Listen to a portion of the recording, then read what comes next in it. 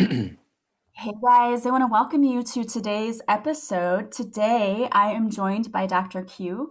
He is the founder of the Indian Palm Leaf Reading Institute in California, and they're based really all over the world. And I have really no idea what he's going to be talking about because I personally have never heard of palm leaf reading. So I'm super excited to dive in and find out what this is all about and how it can be helpful and beneficial to all of you if you're interested in doing this. So, welcome to today's episode of Awaken Your Inner Awesomeness. I am your host, Melissa Oatman from melissaoatman.com. And let's jump right in and get started. Welcome. Thank you for being with us today, Dr. Q. Hello and namaste, Melissa. Thank you so much for having me on your show. I feel humbled and honored to be able to speak about Indian palm leaf readings today. Before I dive in, allow me to tell you how I ended up doing this, as I think it's quintessential because without my life story, I would have never ended up getting a reading done myself 8 years ago, which changed my life. And then in my reading, the reader, that's the person who can give you the reading, told me, oh, and by the way, you're going to bring this to the West. Now I was like, what? The audience who cannot see me, I'm not an Indian, I'm a white guy. So apart from me traveling all over the world many, many times, I have no real connections to India at all, apart from doing yoga for over 20 years and meditating every day. And I love spicy food too, but that is the extent of my connection to India, really. Things changed though when I had my reading done. Now, how come I got a reading done? You should know that I have parents from two different continents. My mom's European, my dad's Persian. So I lived in many countries. And before moving to Budapest, capital city of Hungary, more than 7 years ago, which was also predicted in my reading, I lived in DC. So I had a pretty big travel business before, and hence I traveled my entire life, I should say. That's my passion, travel. And at age 8, some of you might remember, it was the year 1979. There was a revolution in Iran. My dad's Persian, so we lived in Iran. And in 79, we had to flee the country, period. My dad's family are Baha'i, not Muslim, and they would have been tortured. They are being tortured, persecuted, killed, imprisoned. So given the fact that my family are Baha'i, that would have been the same fate for us. So we packed up literally with 2 suitcases and just left. Dad was super wealthy. So overnight, no more golden spoon in my mouth as a kid with servants to zero. My mom had to take over and she became the breadwinner. So I know how it is to have a lot of money and I know how it is to have zero money, absolutely nothing, as we had to just rebuild ourselves.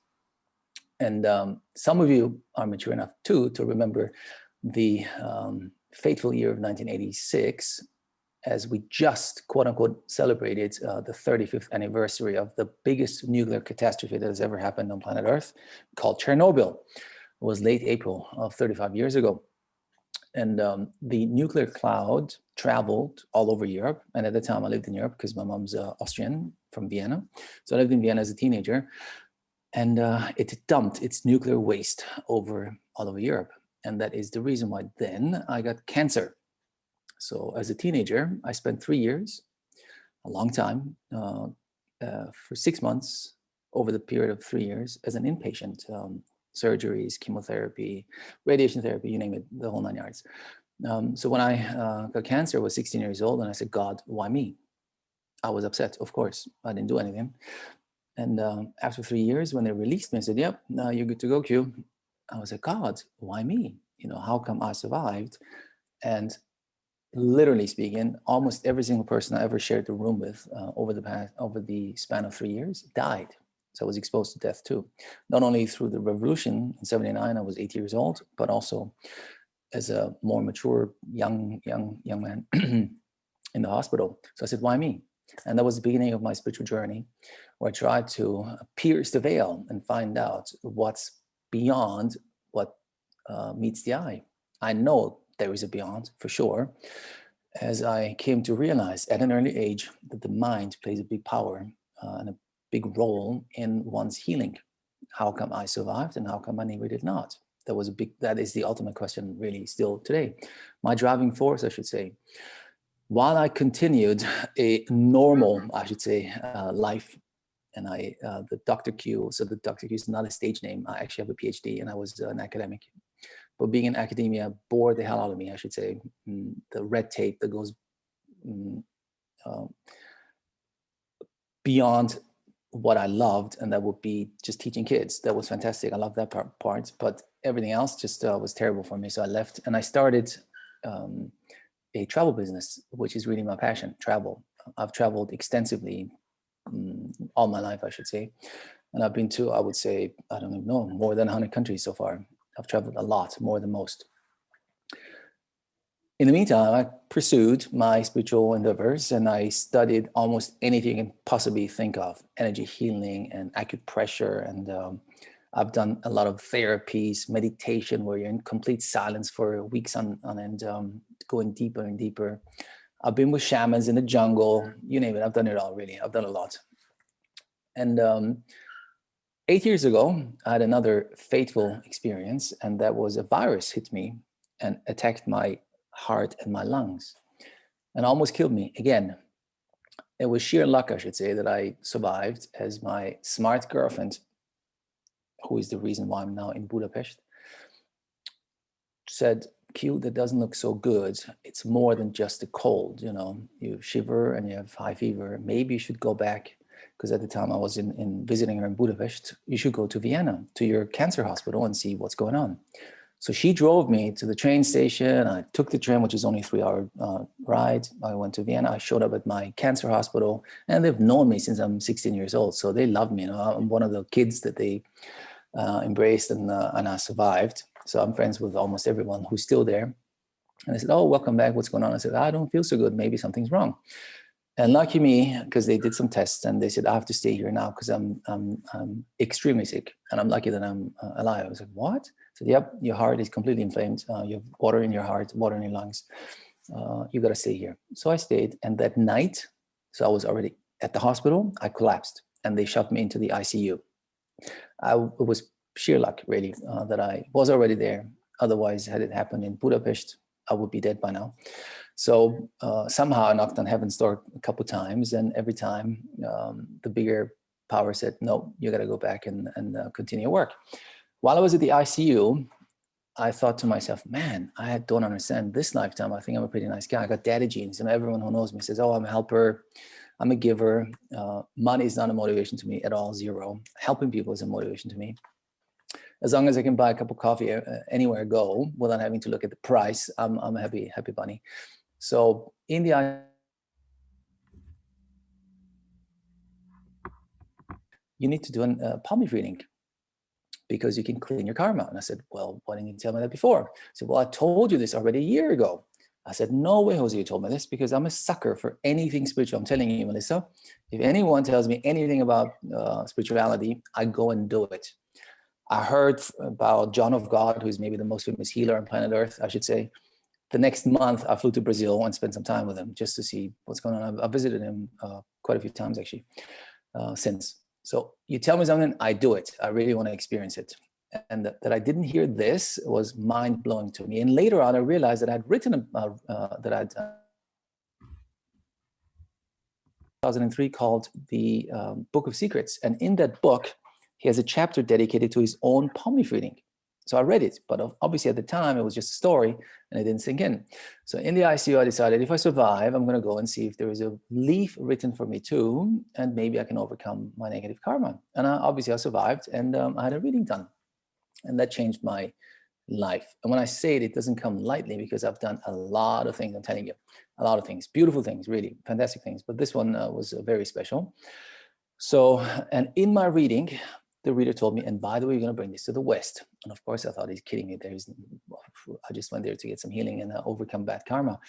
And yet here I'm talking with you 8 years later. So the stars somehow aligned and pushed me into doing this. And the reason being also very simple.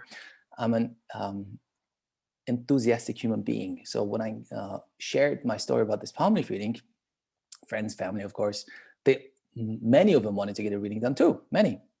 I said, cool, let's organize a trip. We're going to fly to India and get a reading done. And then I realized that actually no one, not one said, okay, let's fly to India. I was like, man, so somehow there is a disconnect here. And then I had to figure out, can it be done? Because I'm a helper, really. Can it be done online somehow? And so I contacted my reader and this and then the other, and we were able to do an online reading via Skype, you know, in the good old days. And it worked beautifully. And I was in the call because people had a hard time understanding the Indian accent, because the reader usually doesn't speak any English. They only speak Tamil. You need an interpreter who interprets from Tamil to English, or rather Hinglish, heavy accented Indian English. And to many Western ears, it's very hard to understand what's going on. So I was sitting in it, reinterpreting everything back, because I have no issues understanding the Indian accent. And also the meaning of the reading. You might understand it phonetically, but maybe not intellectually, spiritually. So I sat in it and I helped quite a few of my friends and family in the early days. And then they shared their experience with other friends and family. And then just it grew and grew. And I realized, oh boy, this is more than just helping people, because it's not work. It's a lot of work, more than you might think. And hence, almost 6 years ago, we established the Institute to put it on into a legal framework. And now it's a full-time job, really. It's we're super busy. Now, Indian palm leaf reading is what we do. And I gave it a literal English name, so people hopefully can somehow connect the words Indian, because it comes from India. Palm leaf, because messages are written on dried palm leaves. It has nothing to do with your palm. And Institute, because it's more than just a business, if you wish. It's my aim is to help seekers across the globe to get a reading done without having to go to India, from the comfort of your home, comfort and safety, which is a lot. And on the other hand, I want to help my Indian friends. They are holy men. They're beautiful souls. My God, to saints in human form. So I promised them in the early days, look, if you stick with me, I will do my utmost to spread the word so you have a job and you can stay where you are, which is a small town in the central parts of a state called Tamil Nadu. Tamil Nadu is the southernmost state of India, where people speak Tamil, not Hindi. Tamil is their mother tongue. And in this one state alone, there are 85 million people. So twice the size of California. Is nothing small. Yeah, it's quite big.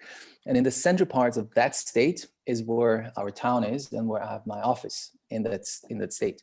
So I told them, look, you can, I'll do my utmost. You can stay and do your holy work. Because these days, a lot of Indians move into bigger cities and up north where the IT jobs are, you know, call centers, you name it. That's how India makes their money. And we've lost quite a few too. You know, they gave up their spiritual path just because they needed to make some money. And now, of course, they can say they have a steady income and they can support their families and so forth. They chose to do this, just like myself, where I have a regular career, if you wish. I pursued my spiritual path, and so do they. Our head reader, chief reader, who's a guru actually, he is an engineer. He has a master's in engineering. My office manager has a master's in teaching. So these are educated people. They chose to do what they do voluntarily. Now, that's the whole purpose, helping people and helping my Indians. In India, nobody will call it Indian palm leaf reading. In India, they will call it Nadi reading, Nadi Astrology, because it has to do with Vedic astrology, which is the Indian version of astrology. And now that I've been in this for quite some time, I have come to realize that Indian astrology is more precise than Western astrology. But that's a topic of its own. Will take up a lot of time, how and why. So Nadi reading, Nadi means leaf, the leaf where the message is written on. It also means seeker. So person who wants to get a reading done is a Nadi. And also it means pulse, you know, a human's pulse. Now it's, you know, so it's like full circle, if you wish. It has a deeper meaning, Nadi, and reading obviously because they read you the message on the leaf, or astrology because it's connected to, in some it's a subsection of Vedic astrology. Now, the system, the process is a 3-step process. And in our institute, we do exact the same as if you were in India. It's just a lot more convenient and comfortable for you. You can rest assured. 3-step process means first step is search, then comes the matching, and then comes the reading. Search. First and foremost, you need to see if there is a bundle at all, which hopefully contains your individual palm leaf. Now, Saga has it that about 3,000 years ago, we do not know exactly when, but about 3,000 years ago, saints called Maharishi. Maha means great, Rishi means saints, so great saints, wrote on dried palm leaves, because at that time there were no books, no paper, so they used palm leaves, what they have everywhere. They cut them into pieces and wrote messages on them, not just for palm leaf readings, but for everything, recipes, legal matters, you name it, astrology, the whole 9 yards. And parts of these books, as we call them, or bundles, are actually on the World Heritage List, which is the United Nations list to preserve what's worthy to be preserved for the rest of humanity. Cities are on it, like Prague, and I don't know, the Grand Canyon is on it, but also part of the part of the bundles and books that we have in India.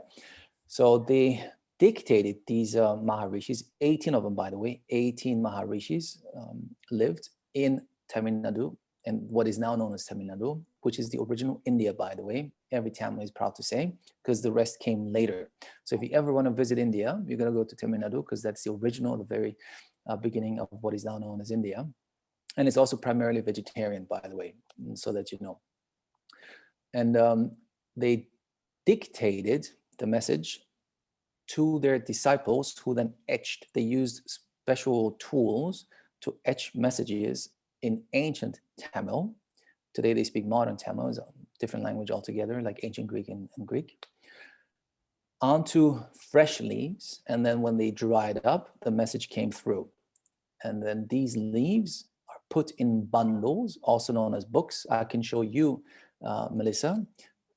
Yes. These books have a cover. They're out of wood to preserve the leaves inside, because they're very brittle. Obviously, palm leaves, when they're dried up, they're very brittle. They crack easily. So you somehow have to preserve them and protect them. And these bundles can contain up to 108 individual leaves. That's the maximum number in one bundle or book. Usually it's less, because over time, they crack, they get lost or whatever. So let's say on average 50 or so are in a bundle, but max 108. And these bundles are stored in archives and libraries across, for the most part, southern India. Now, because of 3,000 years, you can find them also in other parts of India. And also outside of India. Sri Lanka has Tamil people, so they took them with them. So they have palm leaf readings there too. Bali, for example. But the hub where it all started is in a town-ish, village town called Vaitishvaran Koil in the central parts of Tamil Nadu. 5 hours, 6 hours travel south of the capital city called Chennai. Chennai itself, the capital city, has 15 million people. Mind-blowing. In a state with 85 million people. So near that little town called Vaitishvaran Koil, we have our office with by now half a dozen readers and interpreters and office manager and so forth. And so they're stored in archives and libraries. And when you think of an archive or a library, you think temperature controlled, security guards and water dispenser and I don't know, this, that, and the other. The reality is quite different. To my friends out there who have never been to India, India equals chaos, really, and disorganization. It just somehow works. I have no idea how it works, but it does work. And these little archives are more or less little holes in the wall. That's what they are. And there are, I do not know actually how many we have of those, because nobody really knows, but let's say several hundred, if not 1,000 or more little archives. And each archive has a few hundred maybe. And these archives are usually run by families. These are reader families. So they keep them, they have them. And if you show up to get a reading done, he will go into the archive and see if he has a matching bundle for you. Now, of course, we have big archives too, but for the vast majority, in the vast majority of cases, it's small little archives and libraries. Now, how to start your search? If you're in India, you will go to a reader's office, you would submit your thumbprint. Literally, you would submit your thumbprint. If you're a guy, a gentleman, you would submit your right thumbprint. If you're a lady, you would submit your left thumbprint. It has to do with Hinduism, because it's based, I guess, in Hinduism, even though none of this is religious, but it's based in Hinduism. You got to again think 3,000 years ago, these Maharishis, these saints, they meditated to Hindu gods to get the power of foresight, because they did not know anything else, really. India is far away. And that's the reason why it's somehow connected to Hinduism too. So you would submit your thumbprint. The reader knows nothing about you, zero, literally absolutely nothing. He knows your thumbprint, you submit it. And by the way, my friends, we've all seen Hollywood movies. When you roll your thumb, when you submit your thumbprint, well, that's a Hollywood movie. That doesn't work. You got to do it straight down, no move at all, no moving at all, straight down. And then you would write down your gender, of course, and the country of birth, and that's it. So you do not need to be Indian at all. You could be African American, you could be Australian, you could be, I don't know, it doesn't really matter, from China, because we've had all of them already getting a reading in our institute across the entire world. Arabs, Africans, you name it. So you do not need to have any connections to India, just like myself. You said you do this online, so how do you do the thumbprint? Well, I'm going to tell you how it is in India when you're in front of a reader, and then I tell you how to do it online. It's super easy, really. We set it up quite perfectly, I should say. So you would submit your impression, and then the reader, believe it or not, he will take out his magnifying glass and look at your thumbprint to give your thumbprint a name. There are 108 category names to a thumbprint, and your category name really explains you as a soul very well. When you're open to it, you understand when he tells you your thumbprint name and explains your thumbprint name, once bundles have been found and the reading starts, you're like, wow, yeah, that's me. Which we can talk about later too, what some of the thumbprint names are, depending on how much time we have left. So he will look at it, give it a thumbprint name, and then the search starts. So that's the search, the first of the three parts. And again, there is no computer system. There is no registry, there is no book, there is none of that. It's complete chaos in this organization, but somehow it works. So he would first start in his own little archive to see if he has a bundle that matches your thumbprint name, because each bundle I can show you here has a number stamped on it or a name. So when the reader goes into an archive, he looks for a matching number or a matching name to your thumbprint name. And then he will pull it out of the archive and then we'll bring it back to the office. And then if you were in India, because the search takes a while. It's not just a matter of an hour, 10 minutes or so. It could be weeks. It takes a while. Yeah.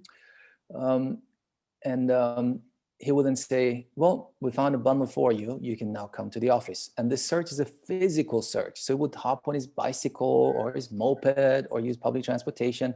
And if it's too far away from where his office is, he will call agents, or friends that he knows, other readers, in different counties, even outside the state of Tamil Nadu, and say, hey, I need a bundle that matches this thumbprint. Do you have one or not? And there are thousands of bundles with your thumbprint name. And there are 108 thumbprint names. So that's quite a lot of bundles out there. Then he finds one or two, he will call you into the office, and then you sit in front of the reader.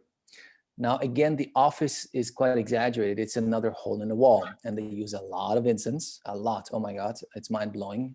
They meditate and chant, and then they start with the reading.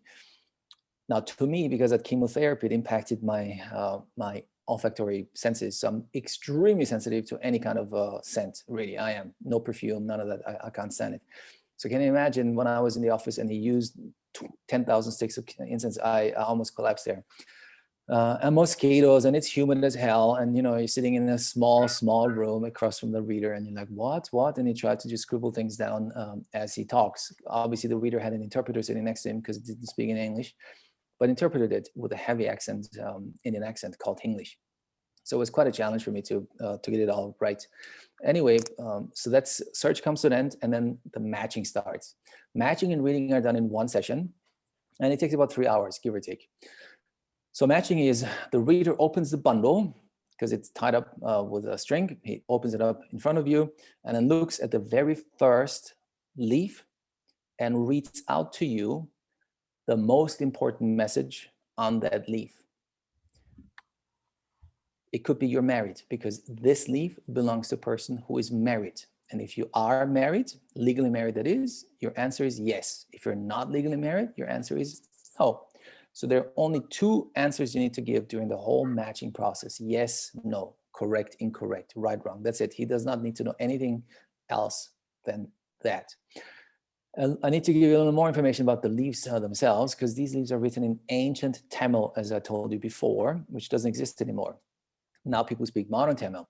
So reader has to study many years to be able to become a reader and then do this work. First of all, he needs to understand ancient Tamil. It's kind of like Greek and ancient Greek. A modern Greek person has no clue what ancient Greek is. You have to study it. So that's one. Two, these leaves are written in a poetic form, not in simple prosa. And last but not least, they're written in a symbolic way. So you need to be able to decipher the symbols so it makes sense in today's day and age. Because he might say, you are involved in IT, technical stuff, I don't know, machinery, whatever. None of these existed 3,000 years ago. But the symbol, he knows that the symbol in today's terminology would mean this somehow. Okay. Then on top of all of that, Tamil and ancient Tamil are a sound-based language, syllabic language. Unlike all Western languages are letter-based, A, B, C, D. So a sound in Tamil can be interpreted in various different ways when it comes to letters. A, E, I, O, U is just one sound. So he has to make sure he takes the leaf in the right direction. He might say your name, your first name contains the letters A, E, I, O, U. Is it correct or incorrect? In your case, Melissa, that is correct because you have actually three of them, E, I, and A. You would only say yes. You don't say, oh, I got three of them, E, I. No, you just say yes, my name contains one of these letters. As long as you say yes, he stays on it. If you say no, he would move on to the next leaf, next leaf, next leaf, until you only say yes to whatever he says, right? And then by the end of a successful matching process, and that's the stunner, that's the mind-blowing part of it, the reader knows one more time nothing about you. He just knows your gender, obviously, because you're sitting in front of him, and he knows your thumbprint name. So then the reader will tell you your first name, your mother's first name, your father's first name, your date of birth, your time of birth, spouse if you have one, name of spouse, or ex-spouse if that person was important to you as a soul. You might have had a nasty divorce, but as a soul, he might be important to you. Kids, how many gender, siblings, how many gender, and possibly other important life events that you know. In my case, for example, in my matching part, he asked me, you have parents from two different countries. Absolutely, I told you already, they're from two different continents, as a matter of fact. He told me I had a life-threatening disease as a teenager. Absolutely, I had cancer. So you know it's you, it's just mind-blowing. Now you need to know, so I'm just, pretending to be speaking Tamil because I really don't. There's a mother's name Gisela, like because my mom's name is Gisela. I was like, wow, holy! I guarantee he has never heard this name in his entire life before, for sure not. And your father's name is Siavash. I guarantee he's never heard that name before either. So you're like, oh my God, yes, of course. So you know it's you, period. You know it's new, and that's the matching part. So he found your leaf among the bundles that he brought back to the office. And now we can start with the reading. Now, every single leaf in the bundles that he found have the same thumbprint name, which means you are connected somehow with the other people. Hence, sometimes you're very similar lifelines, but it's not you. Okay, that's the reason why I need to find you. And in a leaf, in a bundle, you have you could have a gentleman from Australia, a woman from Canada, whatever, you know, so many different humans in, and it's for them to be read to them whenever the time is ready to be read to them. So you're connected, but you're not related to them at all. So matching comes to an end, excuse me, and then the reading starts. So the whole purpose of doing the search and the matching is to get a reading done. And the reading starts with the moment you get the reading done.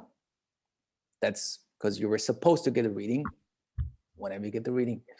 And the reading is based on three factors. It's based on your overall energies, not your mood. So it doesn't matter if you had a fight with your spouse or not the day before. Your overall energies, because the energies change according to this system every 6 to 12 months. So it's very important, the date when you get the reading done. Then secondly, it's based on Vedic astrology, Indian astrology. It plays a role in it too. And last but not least, your thumbprint name.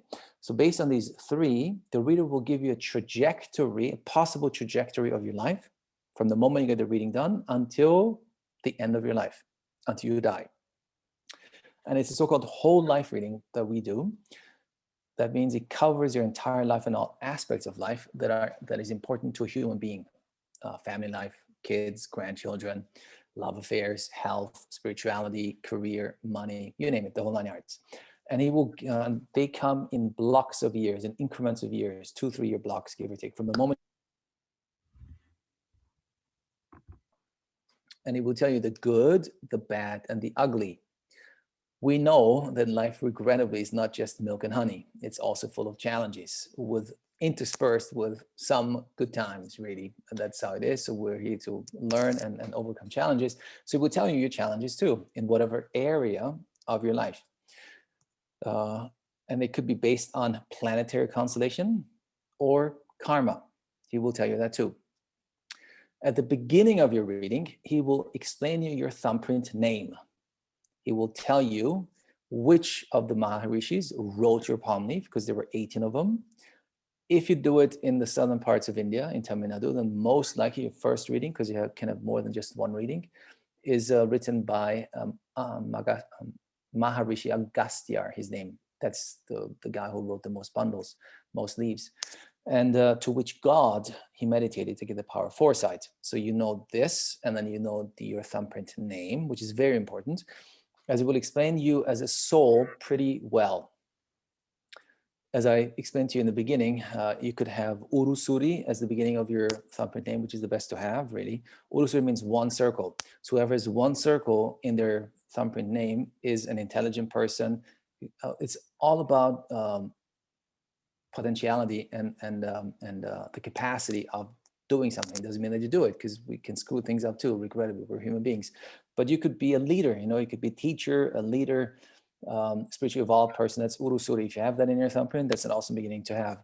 You could have Maguda, which means crown, in your thumbprint name.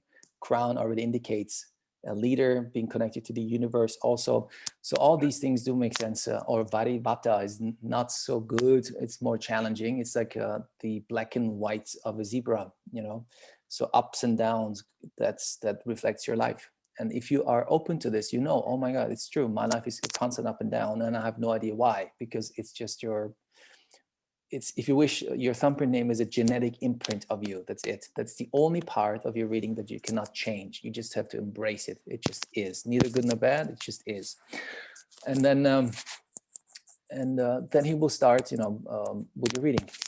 And the whole purpose, if I have to put it in one sentence, the whole purpose of a reading is to have a better trajectory after your reading, whatever better means to you.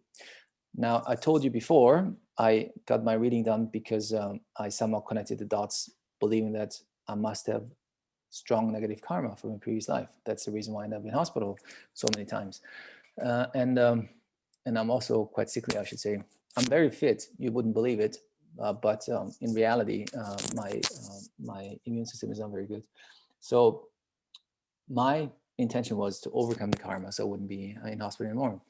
And some other people might have money issues, career issues, being just lost in general. What should I do with my life? Relationship issues. They want to have a child, or their connection with their kids or spouse is not so good. Whatever the issue might be for you, you want to be able to heal from that. You want to change it, make it better. Longer life could also be. So in my reading, I'm going to share one or two things about my own reading. He told me 77 to 79, I'll have a heart attack and die. So that's the end of my life. Now, the first thing that came to my mind was, wow, this guy is good, because I did not tell him that I had a big heart issue that I just survived a few months before. So for me, if you ask me, what is your most likely way of passing, I would say it's a heart attack, because the chemotherapy impacted my heart, the radiation impacted my heart, the virus then, because of my weak immune system, impacted my heart. So that's a likely way for me to go, I think. But then the wow factor was, he said, there's a puja for that. And puja means healing work, which I will explain in a minute. And you can heal from that heart attack. So it won't be so bad. It won't be fatal. And you can then live on into your 80s. And he said, 82 is maybe possible. And I said, okay, of course I'll do that. Now, as I said, the whole purpose of getting a reading done is to heal from whatever needs to get healed. Many people, me too, everyone actually, carries blocks in one form, shape, or another. And they are identified during the reading too. And at the end of the reading, you get homework, a lot of homework. And the homework is called puja, P-O-O-J-A, puja. Puja, literally translated, those of you who are familiar with Hinduism might know, is a prayer ceremony. That's what it literally means, prayer ceremony, puja. Or ceremonial act, because it could also be a physical something you need to do. But in modern terminology, when I teach people, it's more or less an energy shifting exercise. That's what it is. So if you believe that if something in your life goes well, that means the energies are flowing correctly. And if something is not going so well, whatever that might be, health, career, relationship, you name it, then there's got to be some block in the flow of your energies. That's what it is, really. At least that's how I believe how things are. And then the puja will help you to shift energies, to change them. Hence, I don't call the pujas, prayer ceremony, because it might scare some people. It's an energy shifting exercise. So you do your utmost and show the universe that you mean business, that you're serious about your healing, and do the pujas as prescribed to you. And there are a lot of pujas, I'm telling you. It's not a thing that you can do in just 10 minutes and be over and done with. It will take you 6 months, 9 months, a year. It will take you quite some time, depending on how many pujas you're being prescribed. Now, the puja could be a mantra that you need to chant, dedicated to a certain god or goddess in Hinduism, or it could be a physical act. The mantra could be, it's usually a paragraph, and it will say, repeat this paragraph 108 times, or 18 times, or whatever, because the priest will tell you, the reader will tell you what you need to do and to which god or goddess it's dedicated. Then we, as an institute, we explain what the god stands for, so that you need to focus your intention. That's the important part, not the correct pronunciation, because many people get hung up on, oh, I do not know how to pronounce these mantras, because we transliterate them into English, so you can read them, but you don't understand them. The important part is to just do them correctly with the right intention. Not so much whether you know exactly how to pronounce them or not. That's has no role at all, really. So that's one type of puja. A type of puja. Every puja cycle starts with doing some gurutan. Gurutan means literally translated either donation or gratitude. So in the old days, 2,000-3,000 years ago, even now, after the reading, you would give the reader a donation, fruits, clothes, money. Of course, in modern terms, you pay him, but people can always add a little extra gurutan, $10 or something. But the important part is the gratitude part. You need to be grateful for the experience. So you gotta sit down, thank the universe that you were guided to a palm leaf reading, and that you were given a glimpse into your future. It's just a glimpse. It's a guideline. It's a possible trajectory based on now, like your energies now, your astrology now.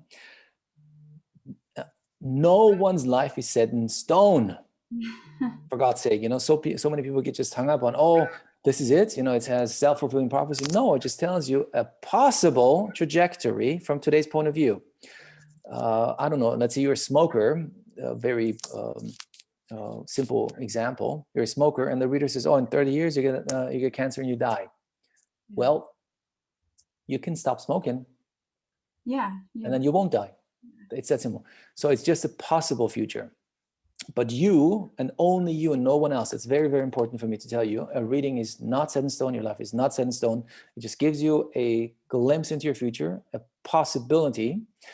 And it's you, through your actions, non-actions, thoughts, belief system, that then creates the reality that you experience every day. And you may embrace the message or you may not, because you get free will and choice. It's that simple. No one has a gun against your forehead saying you must. No, we tell you, and then it's up to you to do it. Another puja, so the gurutan is gratitude. Just be grateful for the message you received. We always tell people, tell the person who guided you to our institute, send them an email saying, hey, thank you so much for referring me to this. Go to, if you're a church girl, go to church, light a candle. If you're a temple girl, go to temple, sit in meditation for 5 minutes, an hour, 2 hours, light a candle, just be grateful. That's how every single puja cycle starts. And then come the others. And I can talk hours in just the pujas itself, because that's the deeper thing of it all, the healing process. It could also be a physical act, not just a mantra, it could be a physical act. And in my own reading, the reader told me, give food to the needy. was like, man, what do you mean by that? Should I do soup kitchen? Should I donate money? Should I donate food? He said, you will figure it out. I was like, oh man, oh man. At that time, by the way, because in my reading, he told me, and that is also mind blowing, you will live in Hungary, he said. Now, an Indian guy, I assure you, this guy has no clue where Hungary is. I guarantee you that. To you, the audience, to you, Melissa, to me, the world is an oyster. We fly, we're all over the place. 90%, like the vast majority of an Indian, will never leave 300-mile radius of his town. That's it. That's their universe, period. You can be educated or not, whatever it is, that is more or less their universe. So if a reader who has no clue where Hungary is tells me you will live in Hungary, I almost got a heart attack, really, because I already had made up my mind to live in Hungary because of the girl that I met who is Hungarian. But when the reader told me, I was like, oh my God, this is crazy. This is impossible. So, and I'm still in Hungary, by the way, almost 8 years later. And I enjoy it very much. By the way, folks, because I'm into travel too, I love travel. Come and visit. It's a beautiful city, really. One of the most beautiful cities I've ever been to, and I've been to quite many, I should say. And give food to the needy. I said, how should I do it? Now I'm in a new country. I do not know anyone apart from the girl, and I do not speak the English, the language. So you will figure it out. So the day before, I was sweating because you must do the pujas exactly as prescribed, step by step, and it will take you months. You got to do one mantra for 5 Mondays in a row.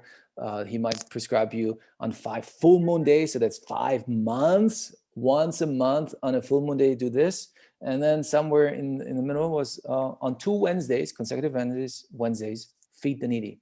So the day before, I was sweating. I was like, man, I don't know how to do this. It just dawned on me, you know what? Tomorrow, when I go to my regular cafe where I go to for lunch, I'm just going to pay somebody's lunch. So that day, because I had noticed an elderly lady who, to me, seemed not to have that much money. So I just told the waiter, you know what? I'm just going to pay for her lunch, but don't tell her. And I did. And it was the most beautiful experience ever, I'm telling you. When she wanted to pay, and then the waiter said, no, it's already paid. And she was like, what? And she was looking, and I was like hiding behind the corner. Wow, it was so beautiful that I've been doing this ever since. So, and for 8 years, randomly, I pay somebody's coffee or a beautiful thing to do. I can only recommend you to also do it. It doesn't cost much money, but it helps shift the energies of that person right away. Beautiful experience. And the other one was 5 Fridays in a row. 5 Fridays in a row, give fruit and candy to children. Now, I'm a middle-aged man in a foreign town, giving fruits and candy to kids. That's a bit of a challenge, and I had no clue what to do. But eventually, it's quite interesting. But then I realized, you know what? Just find some orphanages and kindergartens, and I went there and I said, look, I'm not a crazy foreigner. I'm here because of this and that, the other. And so, and they said, sure, of course, they loved it. So I bought a sack of filled with goodies and delivered, and they loved it, of course. But you got to do it exactly on the day prescribed. Another one, a very challenging one, especially when you're a big city person, feed mama cow and baby cow at the same time, spinach and grass. So if you're a farm girl or a farm person, not a problem. But we have a lot of people that live in big cities and like, oh my God, how can I do this? Because it stands for a relationship with, either do you want to have a child so that you feed baby cow, mother cow, or you want to have a better relationship with your child. Anything that has to do with children and grandchildren, usually that comes up. So you will somehow need to figure out what to do to get this done on the right day in the sequence. Because if you miss it, you got to start from scratch. So that is puja details, just 1 or 2 of them, so you have a better understanding what it is.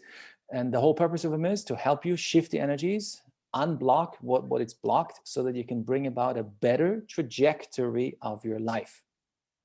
Period. That's what it is. Then 1 or 2 words about how we do it. We're an institute. And as I told you in the beginning, when I realized that almost no one would ever fly to India, we started to do it online. So the online process is the exact same. Search, which is physically done by my readers in India. Matching and reading are done over Zoom. So you need to reserve 3 hours, minimum 3 hours, whoever comes and joins us. from the comfort of your home. Believe me, it's much more comfortable while you're sipping your tea and in your air-conditioned room or heated room. And there is no incense, there is no mosquitoes, there is no humidity, none of that. So you can just, some people do it in their beds, because if you're in California, I should say too, if you're on the West Coast, for my West Coast friends, it starts at 10 p.m. because of time zone difference. If you're on the East Coast, it starts at 7 a.m. because of time zone difference. If you're Australian or that part of the world, it's easy because it's not or Europeans, to them is not a time issue. But for my America's people, that's a time challenge. Anyway, so you would sign up, and then we send you a form. You put your thumbprints on that form.